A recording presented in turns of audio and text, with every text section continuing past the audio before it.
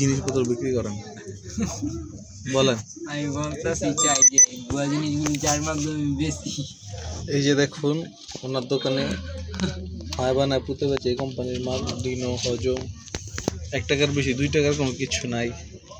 কয়লো সব বুয়া, 5 টাকার 10 টাকার জলে কিন্তু মশা যায় না। আমি যেটা দামি দামি করি আপনি দিতে পারতেছে না।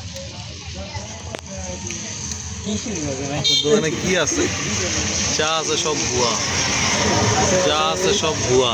আর এই আমরা আরেকজন সাংবাদিক মোহাম্মদ উনি দেখেন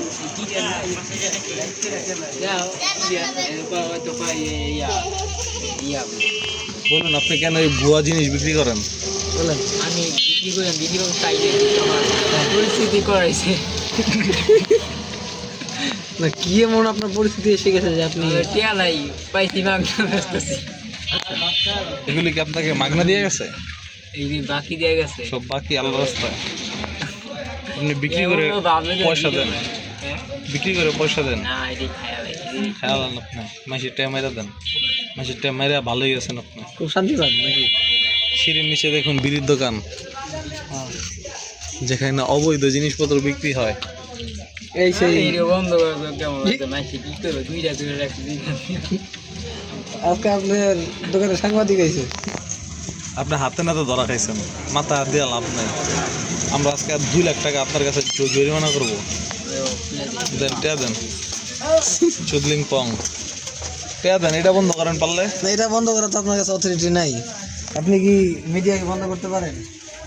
বলেন অনেক নেতা, আপনি বলেন। আপনি ক্যামেরা লাইনটা দেন চালু। আরে দাও না না আপনি আগে ক্যামেরা লাইনটা দেন। না না লাইনটা দেন আগে। না আপনি এভাবে আমাদের ক্যামেরা অফ করে দিতে পারেন না। দেখুন এখানে সাংবাদিক অনিক চক্রবর্তী আমার ক্যামেরাটা নিয়ে নিতেছে দেখছেন? ও দোকানদার কি জানি নাম, চৌধনজিৎ চক্রবর্তী না চৌধনজিৎ দাস, এই দুজনের ভিতরে এটা মায়া দেখতে তুমুল ভাগবিক। বিয়া দেখতে বিয়া করতে যাওয়া হয় না ওই যে এটা মায়া দেখতে তো ফ্যামিলি না।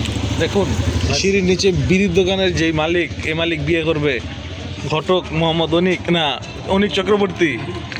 কি অবস্থা